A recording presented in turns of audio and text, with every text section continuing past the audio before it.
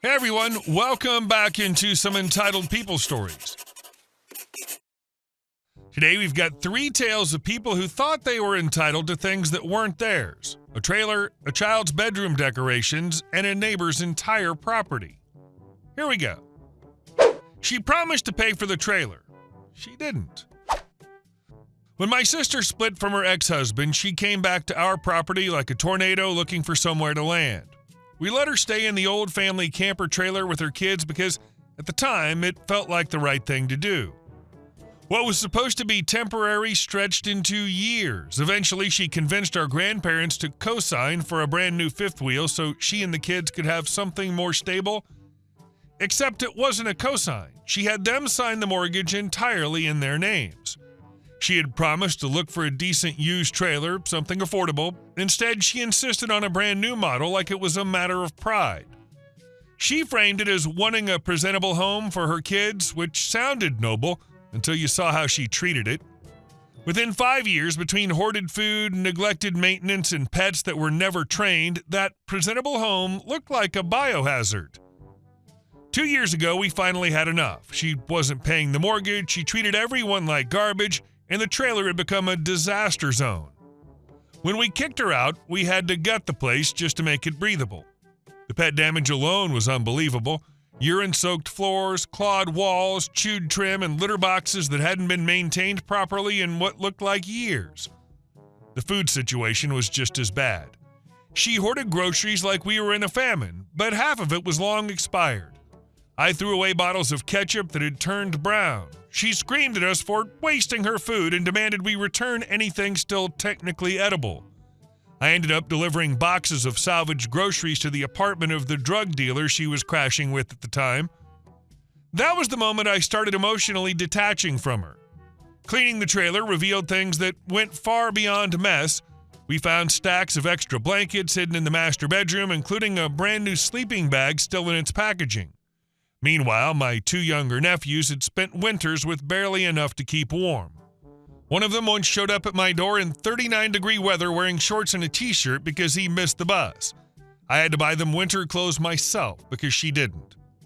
Then there were the notebooks. We discovered written evidence of at least one of her affairs while she was still married. She had scribbled about one of our third cousins and drawn a heart around his name like a teenager. We already knew about the producer who promised to make her famous and the incident where our parents found her in a park with 2 teenage boys begging them to bring her a morning after pill. She had cried to me for years claiming she would never cheat. Turns out she just assumed we'd never look closely. The notebooks. She spent years crying to you about how she would never cheat, and the whole time she was writing about it like a teenager with a crush. That's not just lying, that's performing a whole different person while the real one scribbles in private. Once we stripped out the worst of the damage, we tried to salvage the trailer. We hired a professional steam cleaner. My grandparents replaced the water heater and sensors, repaired doors, and patched the screen. I personally repainted vent covers, even using JB Weld and a hammer to reshape a few that had been crushed. In hindsight, new ones would have been easier, but Grandpa asked, so I did it. We thought we'd made it presentable enough to sell. A dealership agreed to pick it up, and we watched it leave with relief. A few days later, it came back like a bad penny. They said it needed $25,000 in repairs and would only take it for $4,000.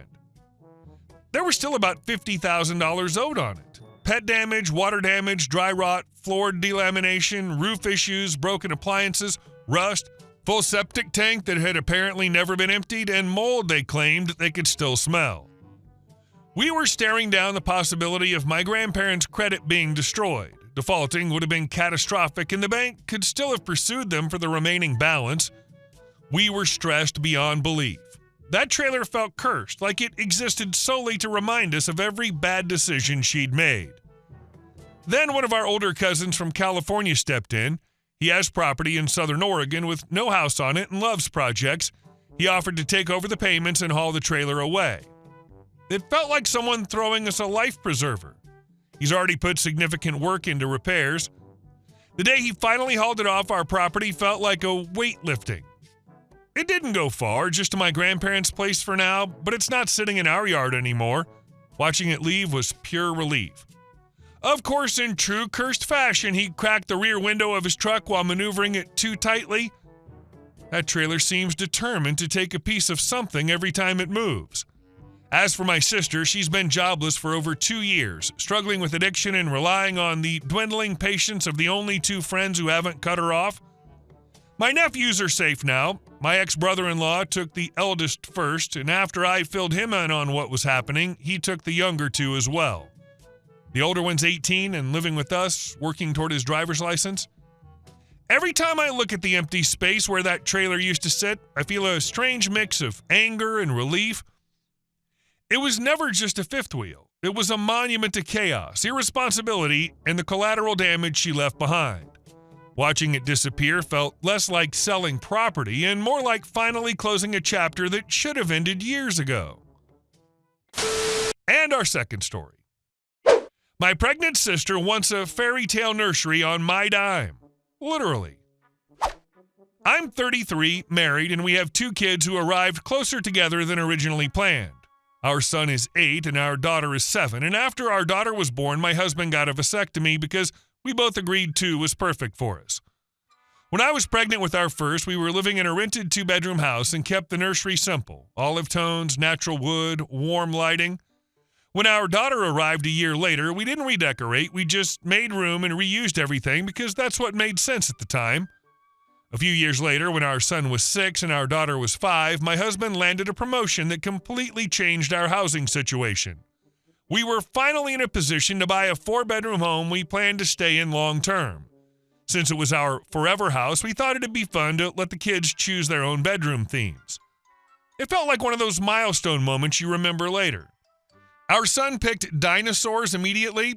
My husband likes to joke that we've accidentally raised a tiny paleontologist, and he isn't wrong. We leaned into a wilderness theme with deep greens, fossil prints, and a mural that makes it look like a T-Rex might wander past the closet at any moment. Our daughter, on the other hand, chose Princess Aurora and wanted something dreamy and fairy tale-like.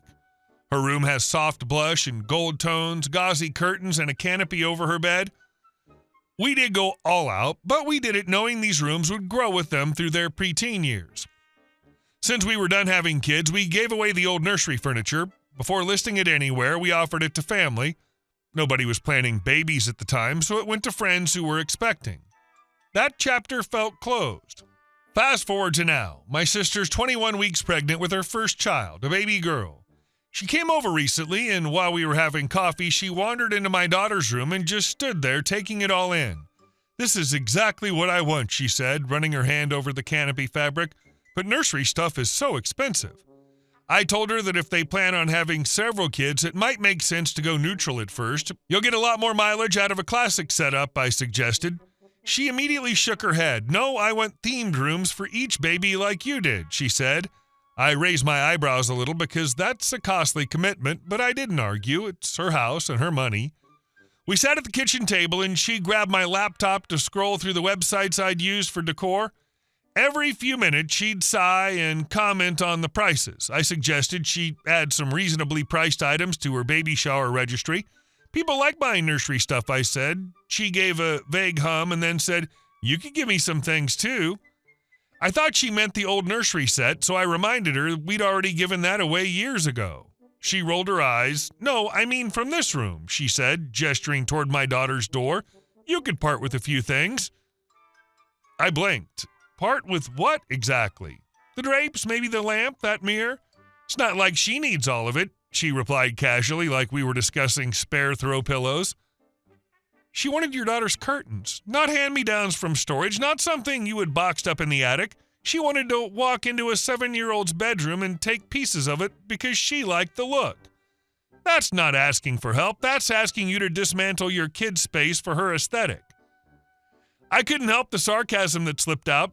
"Do you want the sheets too? Or maybe the clothes off her back?" I asked. She didn't laugh. Instead, she narrowed her eyes and said, "You don't have to be greedy about it. You could help me out."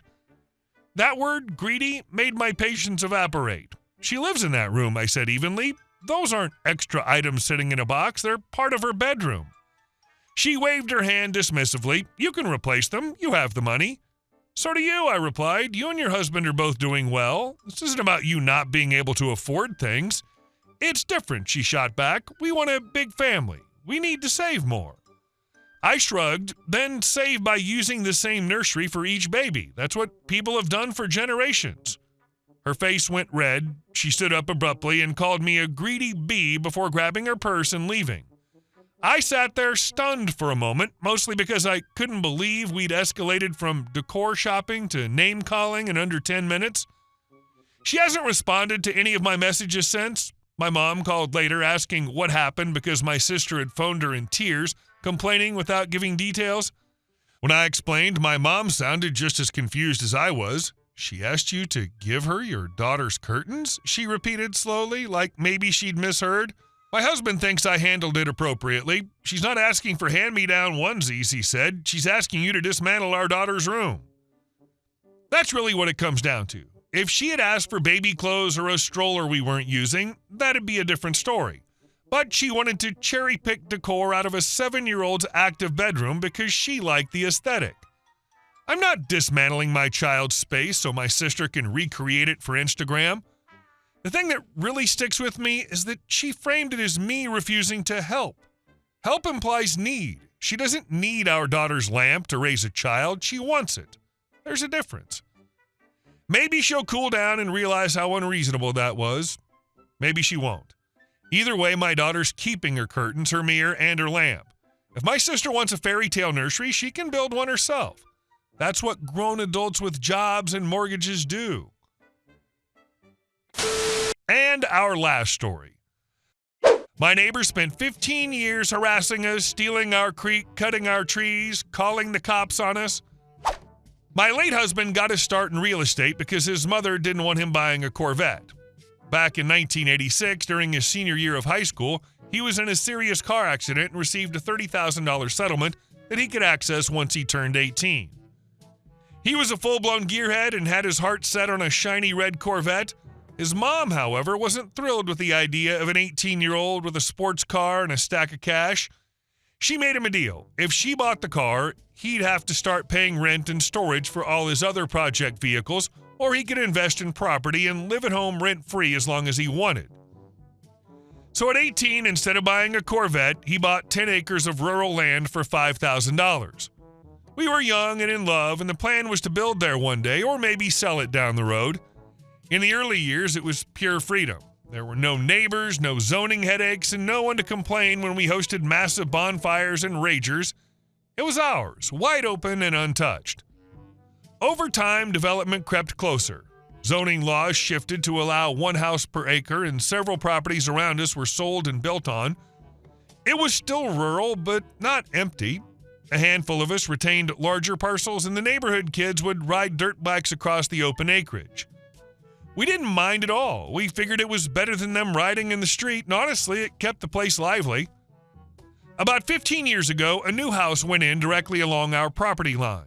Before construction was even finished, the wife began calling to demand that we remove trees because they blocked her view. The view in question was from the RV they were temporarily living in. Once they moved into the actual house, those trees wouldn't even obstruct anything. I politely declined. She didn't take it well. From that point on, she became our personal neighborhood watchdog. She called to complain about dirt bike noise, horses riding past, dogs barking, and once even insisted that horses walking by made her dogs anxious. She blamed us for everything short of bad weather. Then one spring, I drove out to the property and found something that genuinely made my blood boil. The small stream that ran through both our properties had been dammed and diverted on our land. About 50 yards from the property line, someone had blocked the natural channel and redirected the water down the dirt access road. It created one pond at the blockage and another at the bottom of the hill, effectively cutting off access to most of our acreage. I knew immediately who was responsible because the previous winter she'd accused our stream of flooding her yard. It wasn't our stream, it was a natural waterway that had stayed in its banks for decades. They'd cleared every tree from their lot and heavily graded the land. If they had drainage issues, they created them.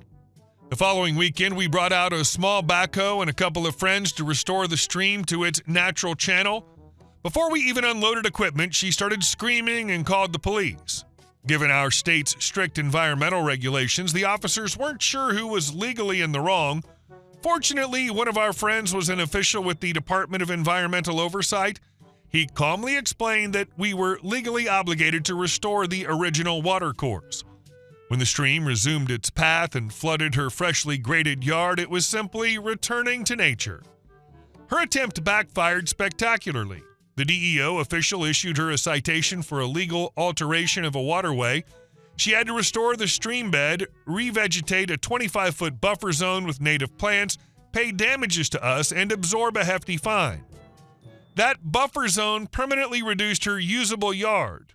The kids later discovered the shallow ponds and spent entire afternoons riding dirt bikes through them, much to her fury. She called the police repeatedly, but since they had permission from us, nothing happened. She tried to fix her flooding problem by redirecting a creek onto your land. Instead, she got fined, forced to plant a buffer zone, and lost part of her yard. The kids riding dirt bikes through the pond she created? That's just nature doing what nature does. A couple of years later, I made my annual visit and discovered 23 large cedar and fir trees cut down on our property. 5 had been processed into firewood, and a trail led straight to their woodpile. She claimed firewood was their sole heat source and they needed it to dry for future winters. The police were not amused. They were charged with theft and vandalism, issued another no trespass order, and eventually ordered to pay $10,000 per tree. We also sold 15 of the logs and made an additional $45,000. She was livid. Life carried on. She texted complaints every time she heard a dirt bike or saw a horse. We hosted summer campouts and bonfires within legal limits, and she called authorities every time. We were careful. We never broke the law. After my husband passed away unexpectedly, I decided it was time to sell. I listed the 10 acres for $1 million, which was market rate given the build potential. She made a point of intercepting prospective buyers to warn them about flooding and problem neighbors. Developers ignored her.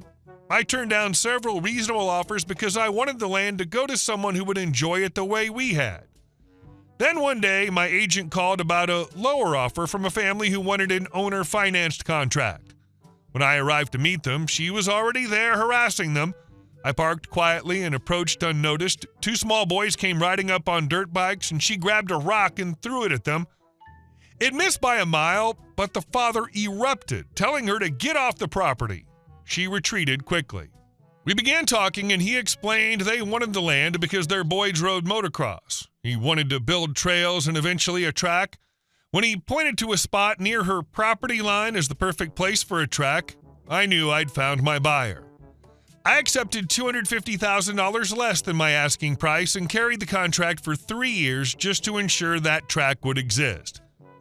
Considering we paid $5,000 originally, made nearly $300,000 in tree settlements and timber sales, and collected interest on the contract, I didn't feel deprived. 6 years later, the house they built is beautiful and positioned as far from her as possible. The motocross track sits closest to her side. She still sends me angry texts.